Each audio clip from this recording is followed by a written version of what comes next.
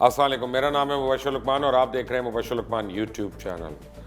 پاکستانی سیاست میں تقریباً ہر 10-11 برس کے بعد کوئی نہ کوئی سیاسی تبدیلی یا ہلچل ضرور ہوتی رہتی ہے، جس کے نتیجے میں اقتدار کبھی سیاستدانوں تو کبھی فوج کے حصے میں آتا ہے۔ سن 2007 سے اب تک ملک میں کسی نہ کسی طرح جمہوریت کا تسلسل قائم تو رہا، لیکن کوئی بھی وزیر اعظم اپنے 5 سالہ آئینی مدت پوری نہیں کر سکا۔ پہلے پیپلز پارٹی کے دور میں یوسف رضا گیلانی کو عدالت کے راستے گھر جانا پڑا، تو اس کے بعد تیسری بار اقتدار حاصل کرنے والے نواز شریف کو بھی عدالت نے ہی گھر کا راستہ دکھایا۔ میاں نواز شریف کو 126 دن کا دھرنا تو نہ ہلا سکا، لیکن پینما کیس ان کی جڑوں میں بیٹھ گیا۔ اور پینما کیس دراصل تھا کیا، اس کے بارے میں تو بات کریں گے، لیکن آپ نے اگر ابھی تک اس چینل کو سبسکرائب نہیں کیا تو پلیز کر لیں، بیل آئیکن کو ضرور پریس کر لیں اور ویڈیو زیادہ سے زیادہ شیئر بھی کریے گا۔ پینما دستاویزات 11.5 ملین خفیہ کاغذات تھے، جسے قانونی مشاورتی کمپنی موزیک فونسیکا نے بنایا تھا، اور یہ کمپنی پینما میں قائم ہوئی تھی اور اس کی پوری دنیا میں 40 کے قریب دفاتر ہیں۔ یہ فرم دنیا کی چوتھی بڑی قانونی فرم ہے اور اس کی وجہ شہرت بڑی بڑی شخصیات کے اثاثے چھپانے اور ٹیکس چوری میں مدد کرنا ہے۔ 2015 میں ایک جرمن اخبار زیتوشے زائتونگ کا، آئی ہوپ کہ میں نام صحیح پروناؤنس کر رہا ہوں، جرمن نہیں آتی، وہاں سے ایک نامعلوم شخص نے ان سے رابطہ کیا اور اسے موزیک فونسیکا نامی مشہور لا فرم کے انتہائی کلاسیفائڈ ڈاکیومنٹس دینے کی پیشکش کی۔ جرمن اخبار نے تمام documents international consortium of investigative journalist کے حوالے کر دیے، جو اس سے قبل اسی اخبار کے ساتھ آف شور لیکس اور سوئس لیکس پہ کام کر رہے تھے۔ ان پیپرز کے لیے کی گئی تحقیقات میں 12 مہینے کے دوران 100 صحافتی تنظیموں سے اور 80 ملکوں سے تعلق رکھنے والے 400 کے قریب صحافیوں نے حصہ لیا۔ یہ تحقیقات عالمی سطح پہ اس نوعیت کے تعاون کی ایک بہت بڑی مثال ہے، اور اس میں بی بی سی کی ٹیم، برطانوی اخبار گارڈین، فرانس اخبار لموند، ارجنٹینا کے اخبار اور دیگر ممالک کے اخبار بھی شامل ہیں۔ اس تحقیق پہ کام کرنے والا ٹیم کا پہلا اجلاس واشنگٹن، میونخ، لندن اور پھر یورپ میں ایک اور جگہ ہوا، اور اس میں تحقیق کے دائرہ کار کا تعین کیا گیا۔ پورا 1 سال ان ڈاکیومنٹس پہ تحقیق کی گئی اور بالآخر یہ پتہ چلا کہ وہ تمام ڈاکیومنٹس بالکل اصلی اور درست تھے۔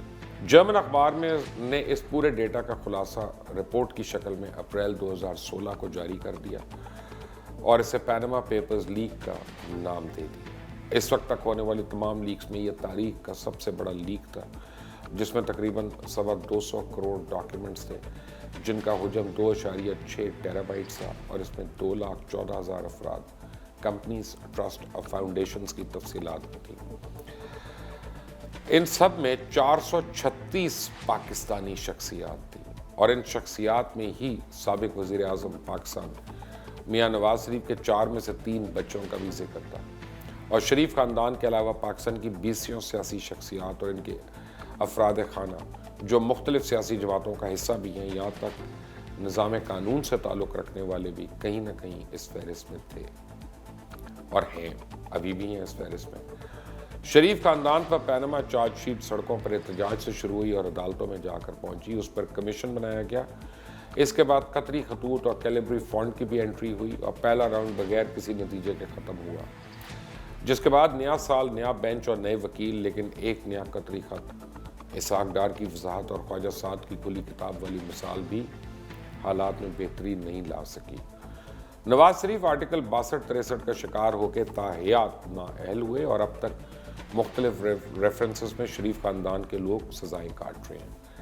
احتساب کے شکنجے میں پھنسے شریف خاندان کو قانونی بنیادوں پہ اعلیٰ عدالتوں نے سزا تو سنائی، لیکن پھر 22 کروڑ عوام نے دیکھا کہ عدالتوں نے ہی قانونی بنیادوں کو بھلا کر انسانی بنیادوں پہ نہ صرف ان کو ضمانتیں دیں، بلکہ نواز شریف کو ملک سے باہر جا کر علاج کروانے کی بھی اجازت دے دی۔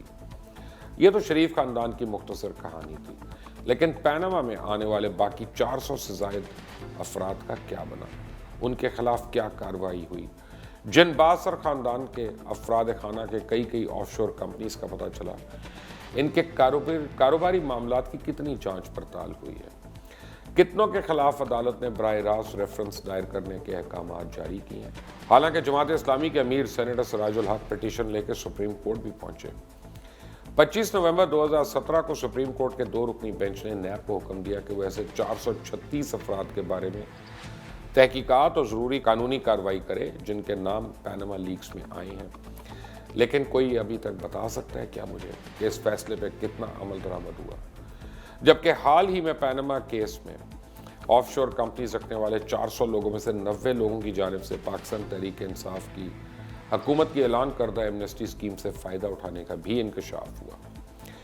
फेडरल बोर्ड ऑफ रेवेन्यू को पैनामा लीक्स में सामने आने वाले नामों में से सिर्फ 140 लोगों के बारे में मालूमात मिल सकी हैं, जिनमें से 90 लोगों ने एमनेस्टी स्कीम से फ़ायदा उठाया और बाकी 50 लोगों को फिर से नोटिस जारी कर दिए गए। दूसरी जानिब FBI पाकिस्तानियों के काले धन के बारे में मालूमात के लिए पैनामा, बहामास और दीगर ब्रिटिश वर्जन आइलैंड और केमन आइलैंड को लिखे जाने वाले खतूत के जवाबात मौसूल ना होने पर OECD से रुजू किया गया और UAE समेत दीगर मुतल्लिका ममालिक को बार बार लेटर्स लिखे, लेकिन बहुत कम केसेस की मालूमात मिल सकी हैं और कई केसेस में नामुकम्मल और अधूरी मालूमात मिली हैं। पैनामा लीक्स के बाकी केसों में कब कार्रवाई तेज़ होगी और कोई नतीजा सामने आएगा, ये तो अल्लाह जानता है। वैसे भी हमारे यहाँ मुख्तलिफ शख्सियात के केसेस को मुख्तलिफ तरीक़ों से देखने का रिवाज है और ज़्यादा होता जा रहा है। कहीं तो नवाज शरीफ के केस को रोज़ाना की बुनियादों पर सुनकर वीकेंड पर भी अदालत लगा के जल्द अज जल्द निपटाया जाता है और इंसानी बुनियादों पर फैसला दे के इनको रिलीफ भी दिया जाता है। लेकिन दूसरी तरफ हालात ये हैं कि इस वक्त पाकिस्तान की सबसे बड़ी सियासी जमातों के सीनियर लीडरान जेल में हैं, जिनमें एक साबिक सदर भी हैं और एक साबिक वज़ीर आज़म भी। बाकी भी अपने दौरे हुकूमत में मुख्तलिफ वजारतों और आला ओहदों पर रहे। गो के जेल में डालने के बाद हुकूमत इनकी बीमारियों को लेकर संजीदा बुनियादों पर इनका इलाज करवा रही है। लेकिन ना जाने हमारे बाकी इदारे कब अपनी कार्रवाई मुकम्मल करके इन केसेस का भी फैसला करेंगे, क्योंकि अगर इनका कसूर साबित हुआ तो ठीक है, लेकिन अगर वो बेगुनाह साबित हुए तो इसमें जेल में गुजारे जाने वाले वक्त का हिसाब वो इदारे तो शायद ना ले सके, लेकिन 22 करोड़ अवाम कहीं ना कहीं इससे ज़रूर मुतासर होगी। बेशक जमहूरियत बेहतरीन इंतकाम है। इस मुख्तसर रिपोर्ट का जो मैंने आपको बयान की, इसका एक बड़ा छोटा सा मकसद है कि हमारे यहाँ बहुत बड़े बड़े वाक़यात हो जाते हैं और उस पर बड़ा वावेला मचता है, लेकिन उसके बाद वक्त गुजरने के साथ साथ कोई नया क्राइसिस, नई खबर या नया इवेंट रोडमा हो जाता है और हम पीछे सारा कुछ भूल जाते हैं। और बहैसियत कौम हमारी अब गोल्ड फिश मेमोरी है कि गोल्ड फिश का क्या प्रॉब्लम होता है, 3 सेकंड की उसकी मेमोरी होती है और 3 सेकंड वो सब कुछ बाद वो सब कुछ भूल जाती है। इसलिए जिसने एक्वेरियम घर में कभी रखा हो और उसने मछलियाँ पाली हो, ख़ासतौर गोल्ड फिश, तो उसको पता होगा गोल्ड फिश जो है ओवर ईटिंग से मरती है, क्योंकि वो 3 सेकंड में भूल जाती है कि उसने कितना खाया और उसके पेट और उसके हाज़मे और उसके जिस्म के लिए अब जो खाने लगी है वो ज़्यादा तो नहीं है और उसका कोई निज़ाम तो नहीं बर्स्ट कर जाएगा। और यही होता है।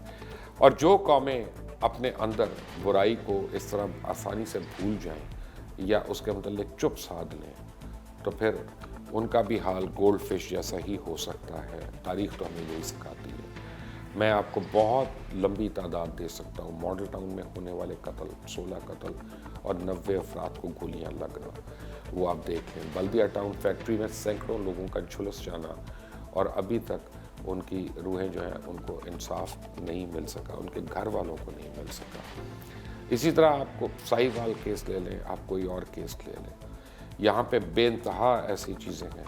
ऐसा भी हुआ है, मुझे मीडिया के ज़रिए ही पता चला था कि एक शख्स को पता नहीं 17 साल के बाद अदालत ने बरी किया, तो पता चला कि वो 2 साल पहले ही जेल के अंदर जाँ बहक हो चुका है। तो यहाँ पे अब बड़ी सीरियसली हमें देखना पड़ेगा कि हम इल्ज़ाम लगा के लोगों को हम ब्लेम तो कर देते हैं, लेकिन या तो हम उस ब्लेम को फाइनल ऑब्जेक्टिव तक लेके जाएं और उनको कवानीन के तहत हम उनको जो जायज़ सज़ा हो वो हम दें, वरना उठा के हम जब उनको हिरासत में ले लेते हैं और एक साल और कई महीने अगर हम उनके ऊपर इल्ज़ाम नहीं साबित कर सकते, तो उनकी ज़िंदगियों के ये साल कौन वापस लाएगा और उनको इसका कॉम्पनसेशन क्या होगी कि आप छूट गए, आप छोड़े गए, और जो लोगों में उनकी तज़लील भी हो गई उसका कौन जवाब दे।